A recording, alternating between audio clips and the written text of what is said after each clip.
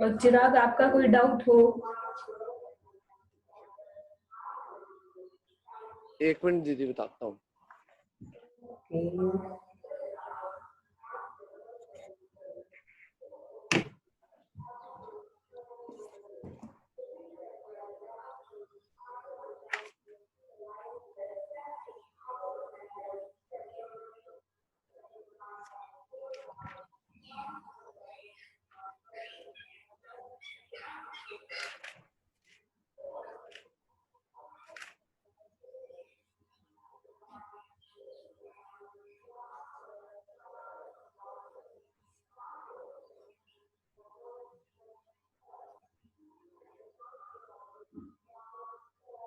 ये सेकंड का second okay.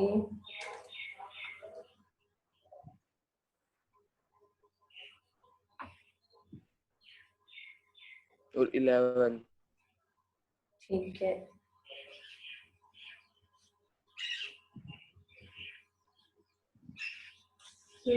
और कुछ?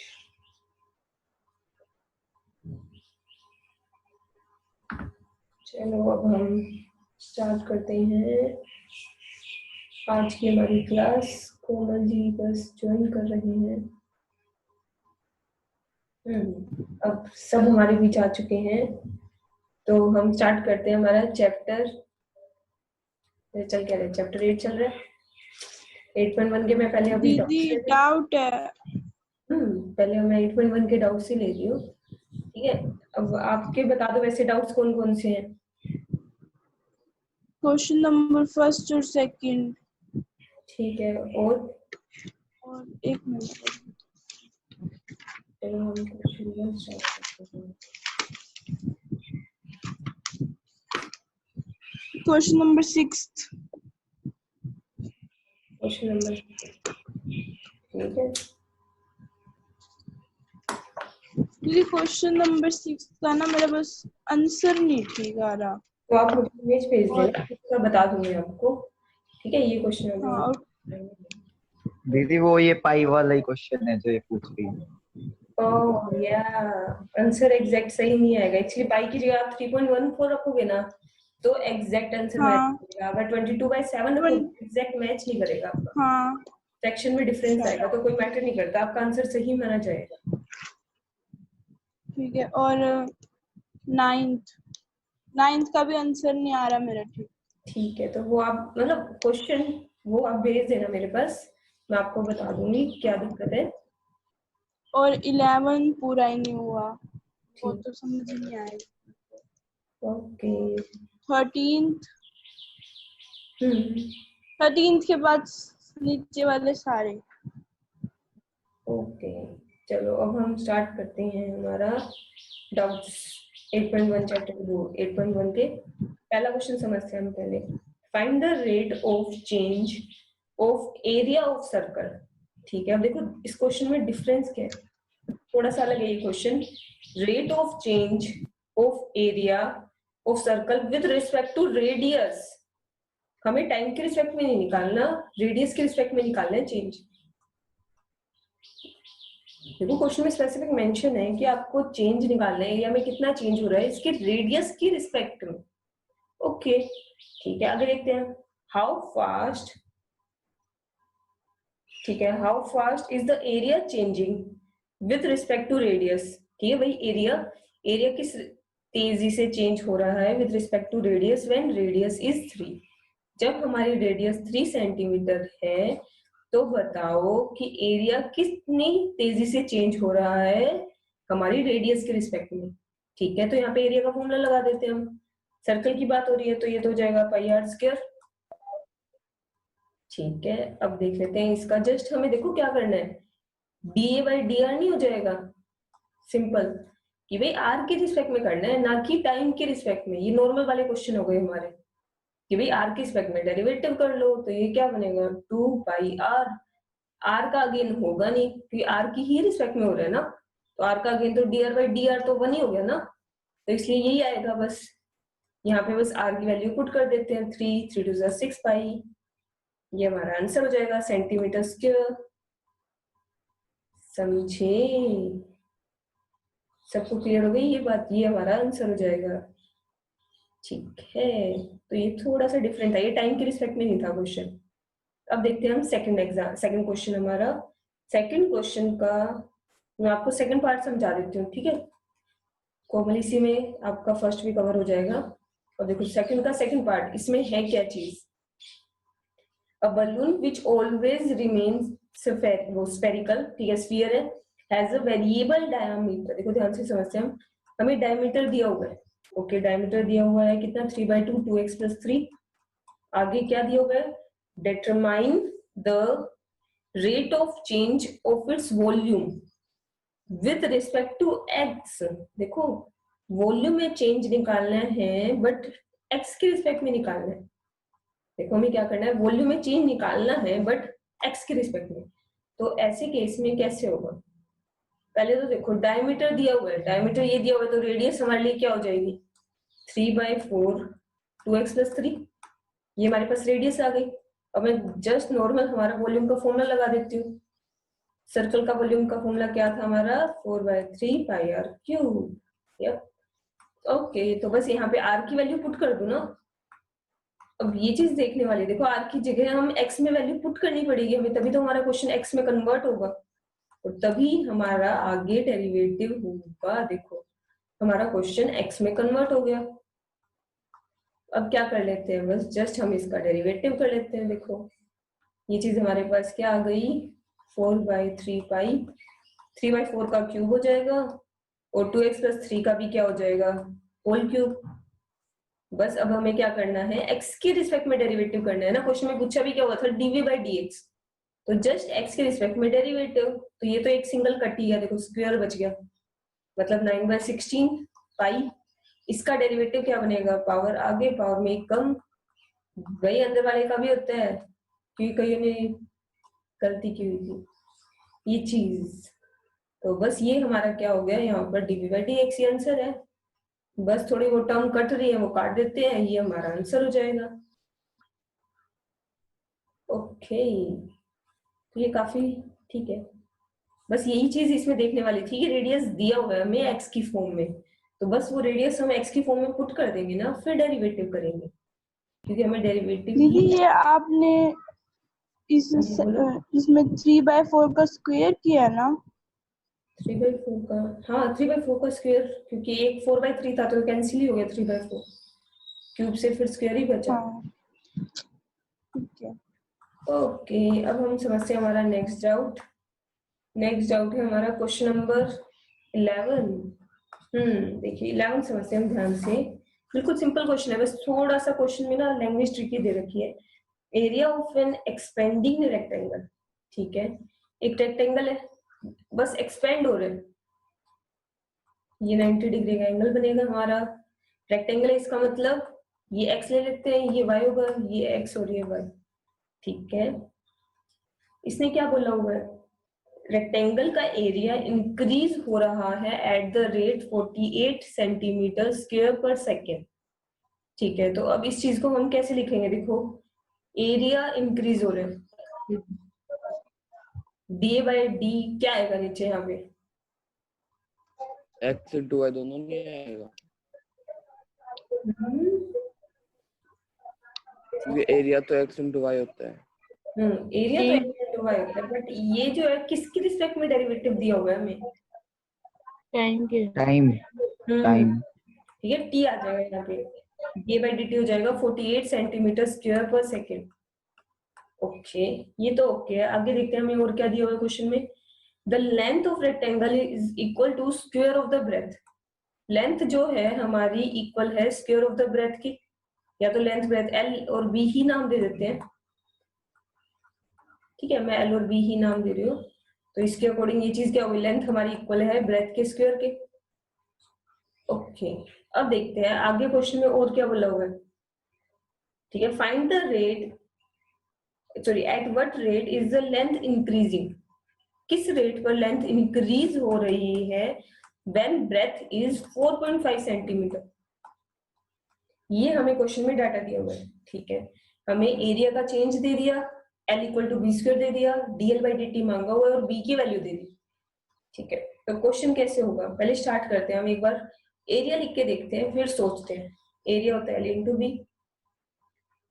अब थोड़ा सा ध्यान से समझिएगा ये बात, पता है क्वेश्चन में क्या होता है। बी क्यूब नहीं कर सकते इसको? हाँ बिल्कुल सही बात है आपकी, इसे बी क्यूब लिख सकते हैं, बट बी क्यूब लिखने से ना फायदा नहीं है, इसको हमें काटना पड़ेगा, ये चीज नहीं कर सकते। पता है क्यों?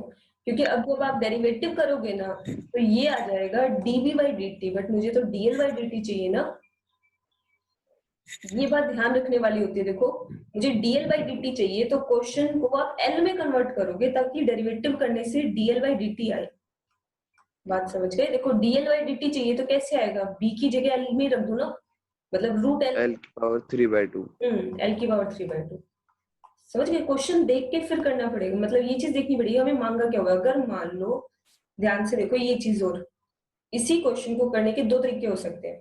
अगर क्वेश्चन में हमें dv बाई dt दिया होता है ना, देखो इसी क्वेश्चन में अगर हमें dv बाई dt कुछ भी दिया हुआ है, 2 दिया हुआ है, ज्यूम कर रही हूं मैं, अगर दिया होता तो इस केस में हम यहाँ पर l और b किसी की वैल्यू पुट नहीं करते, सीधा डेरिवेटिव पर, सीधा डेरिवेटिव करते हैं। फिर सोच के देखो, देखो अगर मैं सीधा डेरिवेटिव नहीं करूंगी तो dv बाई dt की वैल्यू यूज कैसे होगी, डायरेक्ट डेरिवेटिव करते l का भी डेरिवेटिव होता तो dl बाई dt आता, b का करते तो क्या आता, dv बाई dt, राइट। तो उस केस में हमारा डेरिवेटिव डायरेक्ट होता।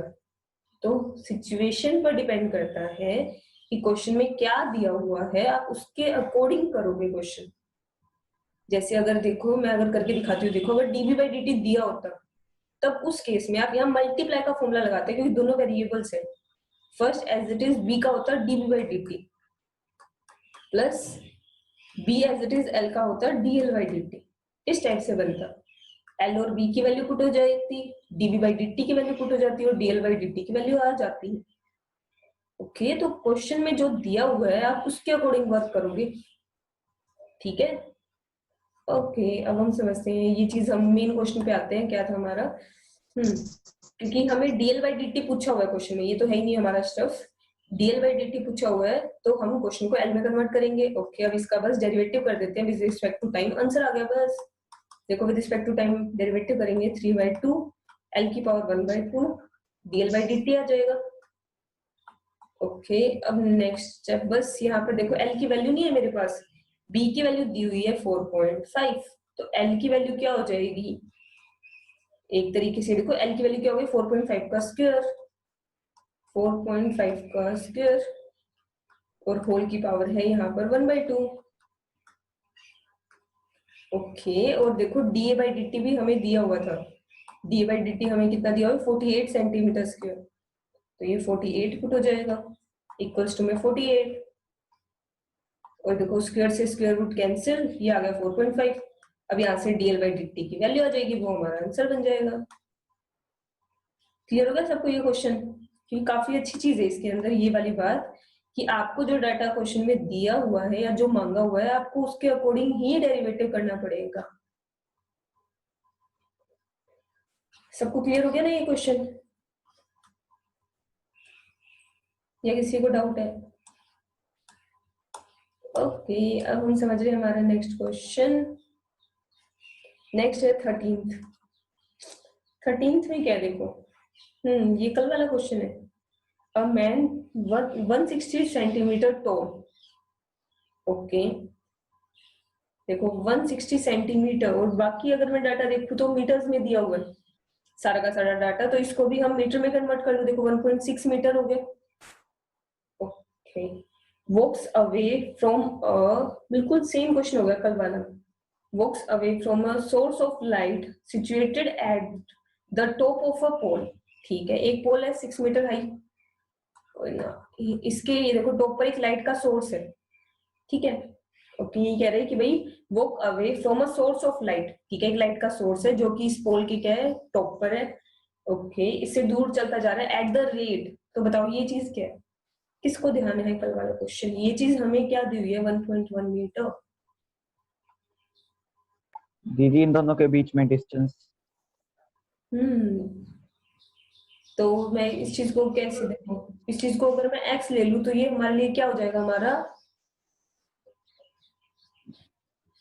बताओ बताओ, ये चीज हमारे लिए क्या बनेगी हमारा? y है? नहीं, वन y पॉइंट ले लो ना दूसरी वाली। 1.1 क्या है, मैं ये पूछ रही हूँ।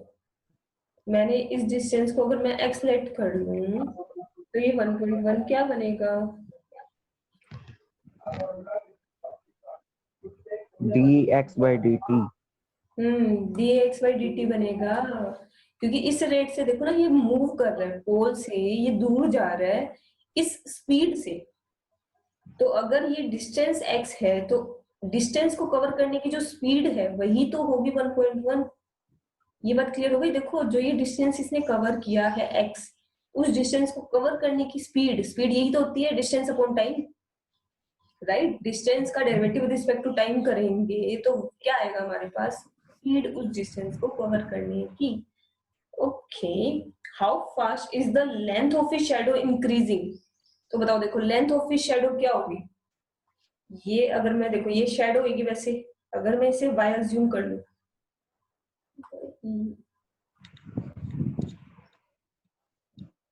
देखो ये शैडो को अगर मैं y अज्यूम कर लूं, ठीक है, देखो y अज्यूम कर लिया, तो बताओ हमसे क्वेश्चन में पूछा क्या होगा फिर? दीदी हाँ जी कोमल। dy/dt।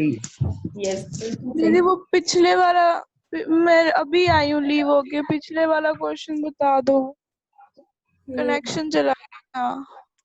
ओके, तो वो आप या तो रिकॉर्डेड देना, ठीक है कोमल, वरना फिर ऐसे फिर आगे नहीं हो पाएगा आज हमारा। ठीक है। ओके, स्टिल कोई डाउट हो ना फिर पूछ लेना आप मुझसे। ओके चलो देखो, यहाँ पे dy/dt हमें निकालना है।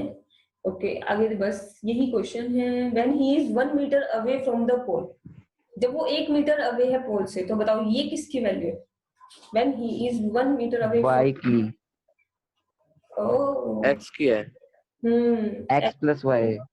नहीं, सिर्फ x की वैल्यू नहीं होगी, सोचो फिर y देखो, when he is 1 metre away from pole, ठीक।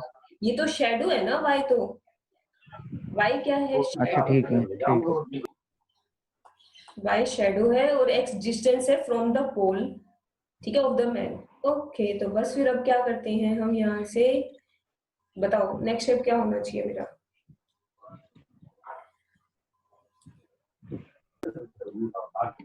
कैसे करूँ मैं आगे? पहले तो सबको पॉइंट्स दो a b बाय, जैसे कल वाले क्वेश्चन में होगा तो वैसे ही।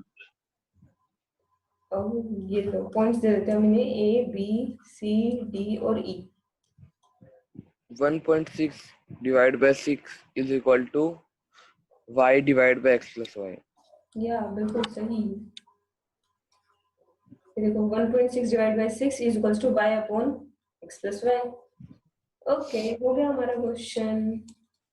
ये ट्राइंगल की सिमिलैरिटी प्रॉपर्टी से हो गया हमारे पास। आपको इसके लिए ना कोई रीजन देने की जरूरत नहीं है, सीधा लिखोगे in triangle ABE and triangle CDE। कोई भी रीजन नहीं लिखना आपको 12th यहाँ पर, ठीक है? डायरेक्ट इस ट्राइंगल के अंदर ये चीज बनेगी और ये हमारे यहाँ से बस 4.4y आ गया। तो बस अब यहाँ पे डेरिवेटिव कर देते हैं, बोथ साइड वैल्यूज पुट हो जाएंगी और हमारा आंसर आ जाएगा।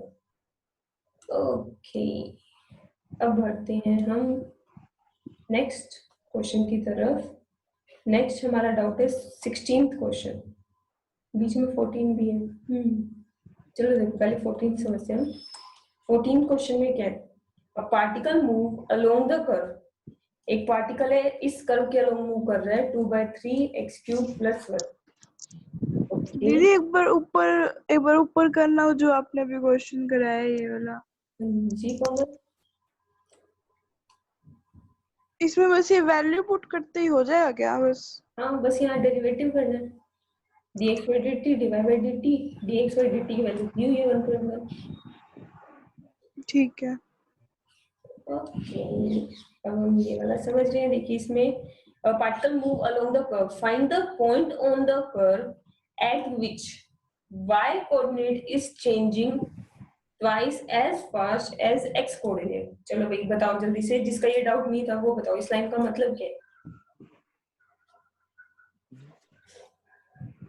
इस लाइन का मतलब क्या है?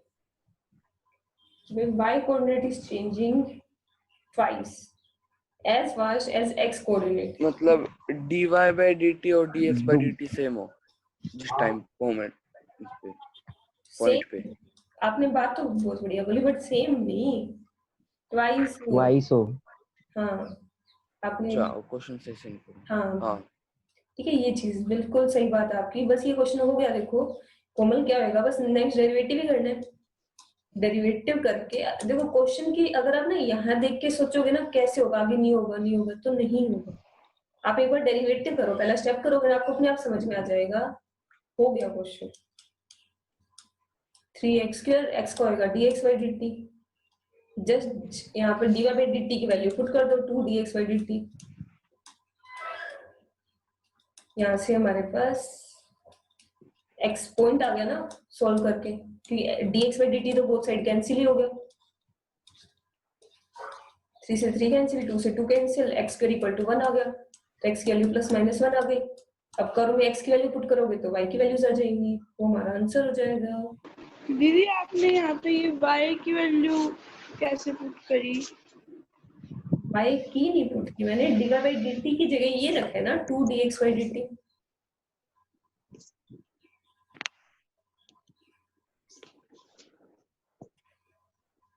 dy by dt की जगह रखे, ये डेरिवेटिव की है ना, डेरिवेटिव y का होता है dy by dt 2/3 x cube का 3x², x का again dx by dt, right. आपने सीधा y का डेरिवेटिव किया क्या इधर? हाँ जी, डेरिवेटिव डायरेक्ट ही होगा ना बोथ साइड। अच्छा ठीक। ओके, अब हम बढ़ते हैं हमारे नेक्स्ट क्वेश्चन की तरफ।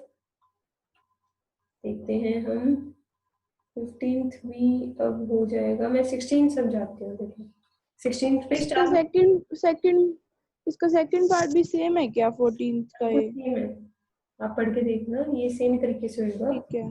ठीक है, और 15 16 भी ऑलमोस्ट सेम है, मैं 16 समझा रही हूँ, वो ज्यादा कॉम्प्लिकेटेड है। 15 आप खुद से ट्राई करना। 16 पे स्टार मार्क कर दो। अब देखो हम 16 क्वेश्चन समझ रहे हैं। Water is dripping out from a conical funnel. अब देखो कॉनिकल फनल मतलब वो इस टाइप से होगा ना, मतलब ऑपोजिट डायरेक्शन में इस टाइप से खड़ा होगा, इसमें से पानी निकलता जा रहा है, ठीक। At a uniform rate of 4 centimetre cube पर सेकेंड। अब बताओ 4 सेंटीमीटर क्यूब पर सेकेंड है क्या चीज? वॉल्यूम। यस बिल्कुल सही, सेंटीमीटर क्यूब पर सेकेंड। ये है इसके वॉल्यूम का चेंज, मतलब dv by dt लिखा जाएगा, by dt। ठीक है, हाँ। क्योंकि ये चेंज है। ओके आगे देखते हैं हम, और दूसरी इंपॉर्टेंट बात, स्लैंट हाइट 3।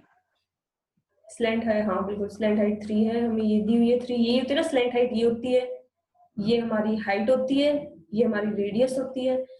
अब एक चीज और बीच में हम इंटरप्ट करते हैं क्वेश्चन को। पहली लाइन फिर से देखो, water is dripping out, water drip हो रहा है, इसका मतलब वॉल्यूम कम हो रही है या बढ़ रही है? कम हो रही है। या तो कम ये हो रही माइनस का है। साइन आएगा, ये बात समझिए, देखो यहाँ माइनस का साइन आएगा, ये चीज बहुत मैटर करती है, ठीक है, एक एक symbol.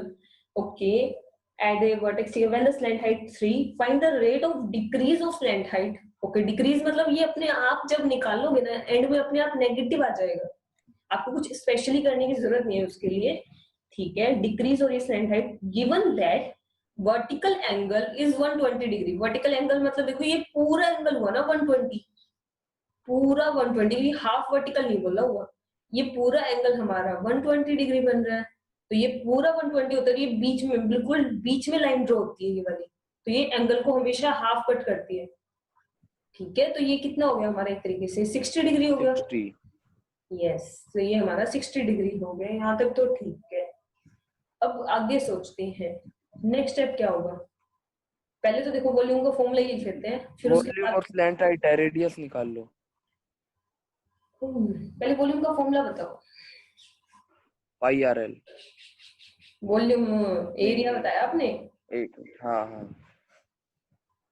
1/3 pi are square H. बिल्कुल सही, पाई आर स्क्वायर एच तो सिर्फ सिलेंडर का, 1/3 पाई आर स्क्वायर एच कोन का, ठीक है, ये तो ओके है। अब सोचने वाली बात है, देखो यहाँ आर और एच दो चीजें हैं, और मुझे ना ही dr by dt दिया हुआ है, ना ही dh by dt दिया हुआ है, मुझे चाहिए बल्कि dl by dt। तो मेरे पास एक ही ऑप्शन है, इन दोनों को मैं L में कन्वर्ट कर दूं, कहीं ना कहीं से वैल्यू निकाल के दोनों को L में कन्वर्ट कर दूं, राइट। अब देखो कैसे कर सकते हो आप, सोच के देखो, ये हो गई R, ये हो गई H। एक बार सोच के देखो आप लोग, कहाँ तक आपकी सोच जाती है, बताओ मुझे कैसे होगा। R स्क्वायर तो Pythagoras L theorem. Square minus H square.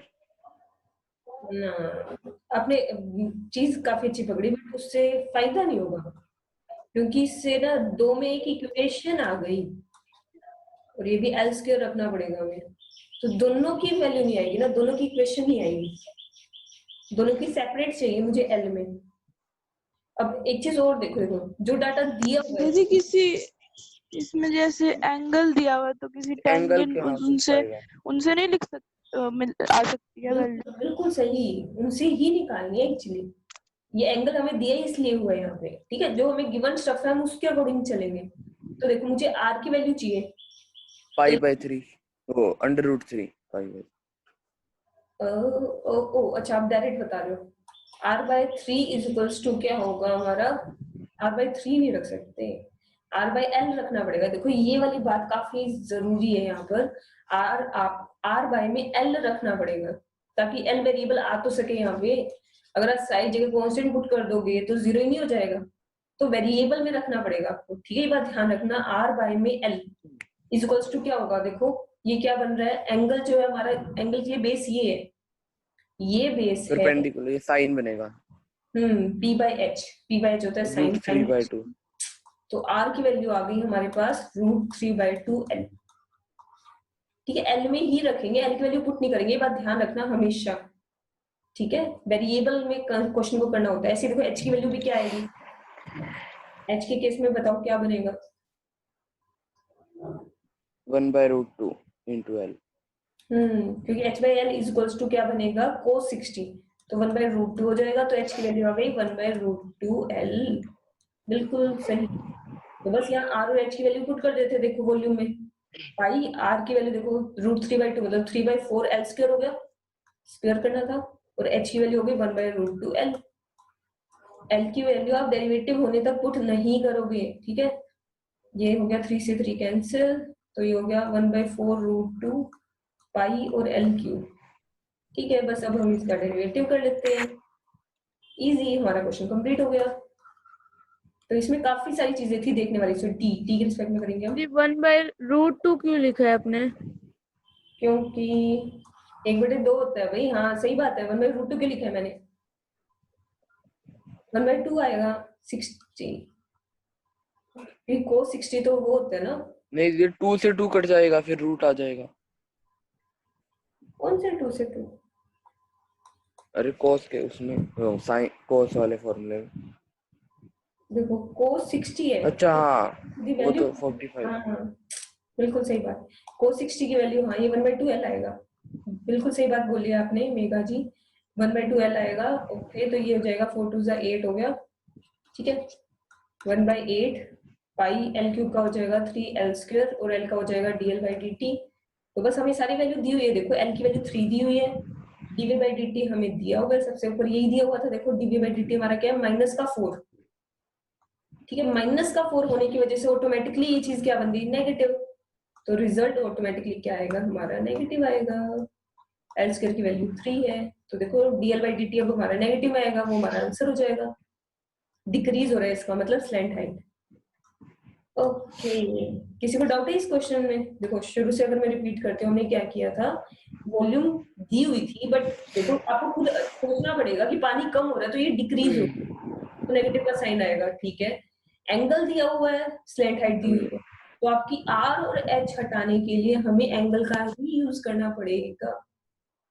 और दूसरी इंपॉर्टेंट बात, आपको डीएल बाई डी निकालना है, इस वजह से आप एल की वैल्यू पुट नहीं करोगे, आपको पूरा क्वेश्चन एल में ही रखना पड़ेगा, फिर डेरिवेटिव होगा। ओके, सबको ये क्वेश्चन क्लियर हो चुका है, तो अब हम बढ़ते हैं आगे की तरफ हमारा। देखिए अब हम समझ रहे हैं,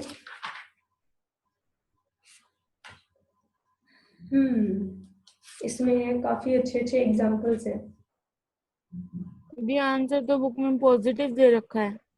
नहीं, वो एक्चुअली क्योंकि डिक्रीज का रेट पूछा हुआ है, समझ गए? डिक्रीज का रेट पूछा हुआ है, इस वजह से रेट आप क्या लिखोगे, decreasing at the rate 4 centimetre what ever is answer. Clear हो गई बात मेघा? हाँ दीदी। ठीक है, अगर इंक्रीज का रेट पूछा होता तो हम नेगेटिव में लिख देते। ओके, अब देखते हैं, हम कुछ एग्जांपल समझ रहे हैं इसके, इसमें काफी अच्छे एग्जांपल्स हैं। अब हमारे एग्जांपल नंबर 14 पे, आप लोग एग्जांपल नंबर 14 रीड करके बताइए भाई क्या होना चाहिए इसमें, जल्दी से बताओ। आप लोगों को बताना है मुझे, और नीचे मत देखना क्या दिया हुआ है। यही क्वेश्चन है, फाइंड एन एंगल थीटा। बिल्कुल यही क्वेश्चन है, फाइंड एन एंगल थीटा। तो इतना तो मैं ही लिख देती हूँ, थीटा की वैल्यू ये है। बताओ आगे क्या करना है क्वेश्चन में। which increases twice। दीदी ये यहाँ पे साइन जो दिया हुआ है वो ट्रिग्नोमेट्रिक फंक्शन है या फिर कुछ और दिया हुआ है? इट्स साइन मतलब क्या, एंगल का साइन, या एंगल का साइन मतलब क्या हुआ, ट्रिगो। वो साइन थीटा वाला दिया हुआ है क्या? बिल्कुल बिल्कुल। क्या twice as fast as sin? दीदी तो theta is equal to 2 sine नहीं लिखेंगे? है ना, बिल्कुल भी नहीं। 2 साइन, वैसे साइन ना अकेला नहीं होता, कभी भी एंगल का होता है साइन। ठीक है, पहली बात। दूसरी बात बताओ भाई, इस स्टेटमेंट को कंप्लीट करो कोई। क्या ये चीज सही है बिल्कुल? नहीं है दीदी, हाँ तो उसमें क्या हुआ जब वो इंक्रीज डेरिवेटिव हो रहा नहीं, है derivative d theta by dt। Theta divide by dt is equal to 2। और वो भी देखो, as fast as its sine, मतलब इसका इसका भी क्या साइन भी है? इंक्रीज हो रहा है, इसका भी 2d डेरिवेटिव क्या sin theta by dt। Yes, ये देखो अब यहाँ पे डी, दीदी ये 2 बाहर आएगा। अब वो आपकी शर्त है, मतलब 2 पे डेरिवेटिव नहीं होता ना वेरिएबल के साथ, वो मैटर नहीं करेगी। ओके, हाँ वैसे बात बिल्कुल सही है आपकी, ये चीज ऐसे लिखेंगे हम, प्रॉपर वे यही बनेगा इसका लिखने का। तो इसने बोला हुआ है कि थीटा जो है ना वो ट्वाइस टाइम ज्यादा इंक्रीज हो रहा है, किससे, साइन थीटा के डेरिवेटिव से। बस ये हमारा आंसर है। इसका डेरिवेटिव है ना, देखो थीटा का डेरिवेटिव करेंगे तो क्या बनेगा, D theta by D T बनेगा। दीदी जब ये वर्ड हो इंक्रीज वाला तो इसमें हमेशा डेरिवेटिव होएगा? क्योंकि इसका चेंज है ना, हाँ। थीटा कोई चेंज पे नहीं है, थीटा की एग्जैक्ट वैल्यू है। ओके, साइन थीटा का क्या होगा, कोस थीटा, थीटा का again D theta by D T हो जाएगा, राइट। देखो D theta by D T आपस में कैंसिल, तो बस यहाँ से क्या आ गया, क्योंकि मुझे एंगल की वैल्यू चाहिए ना, इक्वल्स टू में 1 आगे हमारे पास एंगल की वैल्यू। अब ये चीज है, देखो आपको एंगल की लिमिट दी हुई थी 0 से 90, तो इसके बीच में एंगल लोगे, बस यहाँ पे π/3 हो जाएगा। बस ये आ गया हमारे पास एंगल की वैल्यू।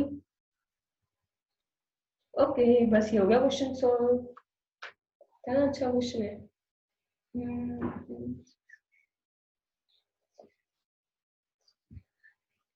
15th एग्जाम्पल आपको एज ए होमवर्क करना है।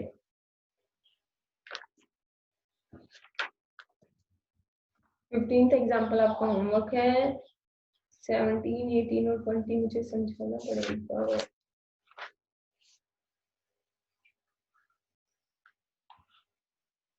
देखो 17, 18 और 20 इन सब पे स्टार मार्क कर लेना। 17 पर, सॉरी 17 पर, 18 पर और 20 पर। अच्छे एग्जाम्पल है ये। ठीक है, देखो 17 समझते हैं हम। 17th में क्या बोला हुआ है, 2 equal sides of an isosceles triangle, ठीक है, with fix base B. Okay, कुछ ऐसे are decreasing how far when the two sides are equal to the base. Actually पता है, देखो इसमें अच्छी चीज क्या है, दो साइड्स हैं, इक्वल है, ठीक है, ऑब्वियस सी बात है, आइसोसेलेस ट्रायंगल है तो दो साइड्स इक्वल होंगी, तीसरी यानी इक्वल, ठीक है, इसको हम ले लेते हैं इक्वल है, ठीक है, विद फिक्स बेस बी। और इसने बोल दिया जो बेस है ना वो फिक्स है, बी है, ओके, तो इनको अगर मैं x लूं तो बोथ साइड x होंगे, ठीक है। r डिक्रीजिंग, अब बताओ r डिक्रीजिंग का मतलब क्या है, किसकी बात हो रही है ये? नेगेटिव x वाली दोनों साइड। साइड x की बात हो रही है, x dx वाली by dt, और वो भी नेगेटिव में आएगा 3 सेंटीमीटर पर सेकंड, नेगेटिव। ठीक है। How fast is the area decreasing, मतलब एरिया ऑटोमेटिकली नेगेटिव आएगा, ओके। एरिया का डिक्रीज निकालना when two equal sides are equal to the base, तो इसका मतलब ये है कुछ, मतलब x इक्वल्स टू b। बिल्कुल सही, x इक्वल टू b इसका मतलब जब तक इक्विलेटरल ट्रायंगल नहीं बन जाता। ये इक्विलेटरल ट्रायंगल बनेगा मतलब लास्ट में जाके। तो इसकी वैल्यू ये हम अभी लेकर नहीं चलेंगे, आप एक बार अज्यूम करोगे कि इक्विलेटरल नहीं है, आइसोसेलेस है, इसको इग्नोर करना कि दिया ही नहीं हुआ ऐसा कुछ, क्योंकि अगर आप शुरू में बी रख दोगे तो पूरा क्वेश्चन क्या हो गया, कांस्टेंट, और कांस्टेंट चीजों में कोई चेंज थोड़ी ना होता है ना, तो इसलिए ये वैल्यू बाद में रखोगे आप, ठीक है। लास्ट में क्वेश्चन के पहले एरिया का फॉर्मूला लगा देंगे हम, area formula half of base into height ही लगेगा, बेस तो बी है ही, इनटू में हाइट, राइट। और हाइट के लिए देखो हाइट कैसे आएगी, इसके लिए यहाँ पे पाइथागोरस थ्योरम लगा देते हैं हम, ठीक है। ये b/2 हो जाएगी, हाइट क्या होगी, half of b square root, देखो यहाँ पर हाइट क्या निकलेगी, x स्क्वायर माइनस, मैंने पाइथागोरस थ्योरम यूज की है, b स्क्वायर बाय 4, हाइपोटेनियस में से 20 वो बेस का स्क्वायर लेस हो जाएगा, तो हमारे लिए हमारा परपेंडिकुलर का स्क्वायर आ जाएगा, ओके। स्क्वायर आएगा इसलिए स्क्वायर रूट लग गया, ओके। अब देख लो, बस इसका नॉर्मल डेरिवेटिव करना है, बस डेरिवेटिव कर लेंगे, और x की जगह क्या पुट हो जाएगा, b पुट हो जाएगा लास्ट में, बहुत सिंपल सा क्वेश्चन, बस अब आगे, ठीक है, आगे हो जाएगा, आप लोग खुद कर लेना ये, ठीक है। और x का अगेन dx by dt, अब जस्ट वैल्यूज पुट करनी है, वो आंसर हो जाएगा हमारा यहाँ पर। किसी को डाउट नहीं है इस क्वेश्चन में? दीदी जो आपने x is equal to b लिखा था, उस एक बार वो वाला फिर से बताना। उसमें क्या बताऊं, वो आपने क्यों लिखा था x is equal to b? क्योंकि क्वेश्चन में दिया हुआ है, और वो यहाँ पे लास्ट में पुट होगा ना, अब पुट होगा, x की जगह b रखेंगे और dx by dt की जगह -3। एक बार इसका डेरिवेटिव दोबारा बताना। डेरिवेटिव देखो, ये क्या हो गया, होल की पावर 1/2 है, तो पावर आगे आ गई, पावर में एक कम करेंगे तो -1/2, नीचे जाके रूट ही आ गया, और अंदर वाले का अगेन करेंगे x स्क्वायर का 2x, देखो ना b तो हमारे लिए कांस्टेंट है यहाँ पर, fix base b, fix base का मतलब क्या है, वैल्यू फिक्स है, और फिक्स का कभी भी चेंज नहीं होता, फिक्स चीज में कोई डेरिवेटिव ही नहीं हो सकता,